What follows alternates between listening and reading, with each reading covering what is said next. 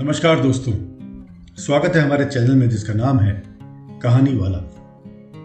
फिर से एक नई मज़ेदार और प्रेरक कहानी सुनने के लिए तैयार हो जाइए, क्योंकि हमेशा की तरह आपके लिए एक और बेहतरीन कहानी लेकर आए हैं। हमारी कहानी न केवल आपका मनोरंजन करेगी बल्कि आपका मार्गदर्शन भी करेगी। तो चलिए कहानी शुरू करते हैं। कहानी का शीर्षक है हाउसवाइफ की अहमियत। रोहित अपनी पत्नी प्रिया और अपनी मां के साथ डाइनिंग टेबल पर बैठ के खाना खा रहा था। खाते समय रोहित अपनी पत्नी को बोला, प्रिया तुमने आज भी दाल चावल बनाया है? खाना बनाने में तो आलस मत किया करो। तुम हाउसवाइफ ही तो हो, तुम घर पर ही रहती हो। तुम्हें रसोई घर में कुछ अलग अलग खाना बनाना अच्छा नहीं लगता क्या? क्यों रोज ही एक तरह का खाना बनाती हो? प्रिया बोली, आज मैं बनाने वाली थी कुछ अलग। मैं आज सूजी की खीर बनाने वाली थी, पर रसोई में सूजी खत्म हो गई। मैंने ऑर्डर भी किया था पर अभी तक आया नहीं। कोई बात नहीं, अब मैं कल बनाऊंगी। तभी रसोई घर में कुकर की सीटी बजती है और खाना छोड़कर प्रिया रसोई में आती है। रसोई घर में वापस आते वक्त डाइनिंग टेबल पर बैठकर प्रिया बोलती है, मैंने कुकर में आलू डाले, शाम को मैं आलू के बड़े बनाने वाली हूँ। यह सुनकर उसकी सास भी बहुत खुश हो जाती है। रोहित कहता है, अच्छा है, तुम दोनों को तुम्हारी पसंद की चीज बनाने में और खाने में बहुत मजा आता है। तभी दरवाजे की बेल बजती है। प्रिया वापस खाने की टेबल पर से उठकर दरवाजा खोलती है। डिलीवरी बॉय सूजी लेके खड़ा था। पार्सल लेके प्रिया वापस खाने की टेबल पर खाने के लिए बैठती है। तभी मां रोहित से बोलती है कि बेटा, अगर तू दरवाजा खोल देता तो क्या होता? बेचारी ठीक से खाना भी नहीं खा पाती है। तो रोहित बोला, सॉरी, मैं उठ नहीं सकता था, मुझे ऑफिस जाने के लिए देर हो रही है। फिर वो रूम में चला जाता है। रोहित रूम से प्रिया को आवाज देता है, मेरी फाइल नहीं मिल रही है, तुम ढूंढ दो ना जरा। प्रिया फिर एक बार खाने की टेबल से उठने वाली थी और उसकी तरफ जाने वाली थी। तभी सास ने उसे रोका और कहती है, छोटा बच्चा नहीं है वो, ढूंढ लेगा फाइल, तुम खाना खाओ। थोड़ी देर में रूम से रोहित की आवाज आई कि फाइल मिल गई है। सास और बहू दोनों एक दूसरे की तरफ देखकर हंसने लगती है। रोहित ऑफिस जाने के लिए निकल जाता है। प्रिया सारा काम खत्म करके रात को आलू बड़ा और खीर बनाती है। खाना देख रोहित और सास खुश हो जाते हैं और सब खाना खाकर अपने अपने कामों में लग जाते हैं। प्रिया भी सब काम निपटा के सो जाती है। दूसरे दिन सुबह रोहित अपने बेडरूम में फाइल ढूंढ रहा था और वह फाइल ढूंढने की वजह से उसने पूरा बेडरूम अस्त व्यस्त कर दिया था। रोहित अकेले में बड़बड़ा रहा था, इस घर में कभी भी कोई चीज समय पर नहीं मिलती। इन औरतों को कोई काम नहीं होता, इसलिए दिन भर इधर का सामान उधर करती रहती हैं। उसकी आवाज से प्रिया वापस रूम में आती है और रूम की बुरी हालत देखकर उसे रोहित पर बड़ा गुस्सा आता है। वो रोहित को पूछती है, आप क्या कर रहे हो? तभी रोहित बोलता है, मैंने पिछले दिन जो फाइल दी थी वो कहां है? प्रिया तुरंत वह फाइल बाहर निकालती है और वो रोहित को दे देती है। प्रिया रोहित को कहती है, इतना सारा सामान बिखेरने से पहले मुझसे एक बार पूछा तो होता। कितना सामान बिखरा पड़ा है, मैं क्या दिन भर यही काम करती रहूं? इस पर उल्टा रोहित प्रिया पर चिल्ला देता है और बोलता है कि क्या काम रहता है तुम्हें दिन भर? इतना सा काम भी तुम नहीं कर सकती क्या? दिन भर सिर्फ सोती तो रहती हो और क्या? माँ के कहने पे हाउसवाइफ से शादी करके बहुत बड़ी भूल की मैंने। ऐसा बोल के रोहित ऑफिस के लिए निकल गया। पति पत्नी की तू मैं माँ के कानों में भी पड़ती थी, जो रोहित को पता नहीं था।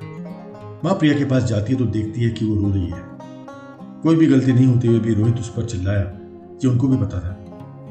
वो जानती थी प्रिया से वह बहुत प्यार करता है, प्रिया भी उससे बहुत प्यार करती है।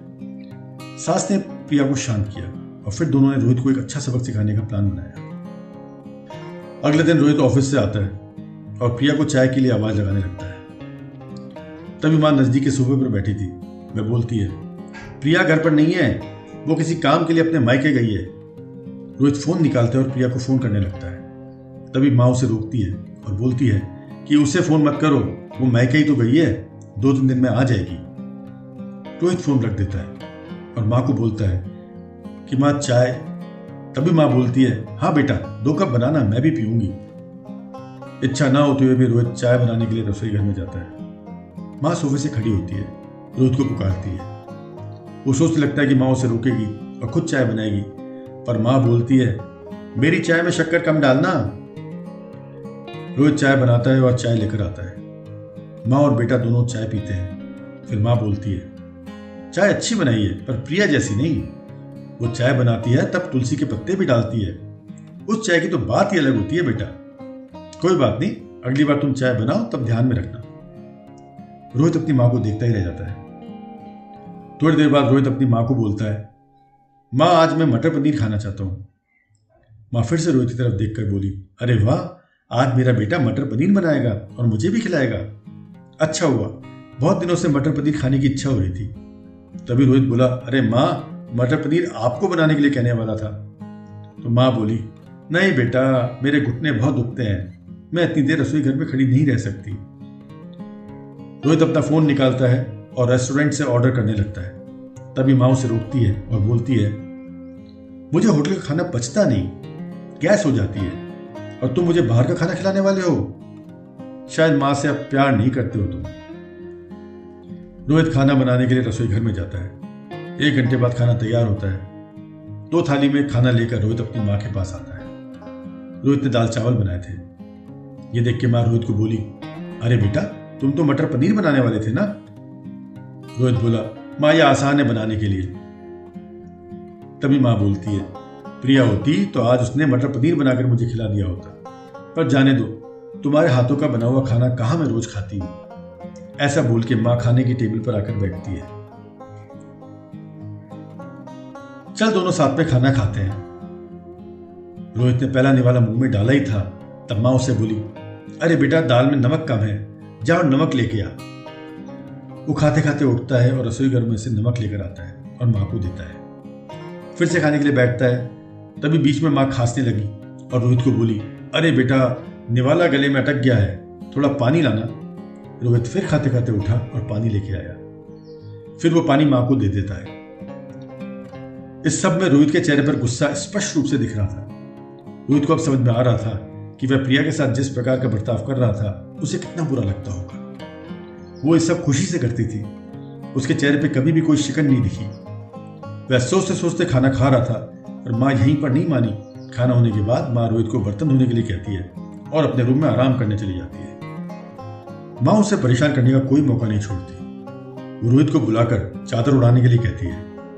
उसके बाद रोहित रूम से बाहर जाता है तो माँ उसे रोकती है और एसी का टेम्परेचर कम करने को कहती है। अब इन सभी कामों की वजह से वह खींचने लगता है, लेकिन कुछ बोल भी नहीं पाता। दूसरे दिन सुबह जल्दी उठ जाता है। उसे ऑफिस जाना होता है, इसलिए वह जल्दी सब्जी काटता है, पर उसका ध्यान सब्जी की तरफ नहीं होता। वह प्रिया का विचार कर रहा होता है। वो सोच रहा होता है, हाउसवाइफ का काम आसान होता है, ऐसा उसे लगता था, पर सच में वैसा नहीं है। मैं कितना गलत बर्ताव करता था प्रिया के साथ। मन ही मन पछता रहा होता है। तभी सब्जी काटते समय अपनी उंगली काट लेता है। वह उठकर बेसिन में उंगली धोने के लिए जाता है। ऐसे में प्रिया उसके पास आती है और हाथ पर पट्टी बांधने लगती है। मतलब यह है कि प्रिया अपने मायके गई नहीं थी, रोहित से छुपकर उनके घर पर ही थी। ये तो सास और बहू का प्लान का एक हिस्सा था। रोहित प्रिया को देख के खुश हो जाता है और वो उससे माफी मांगता है।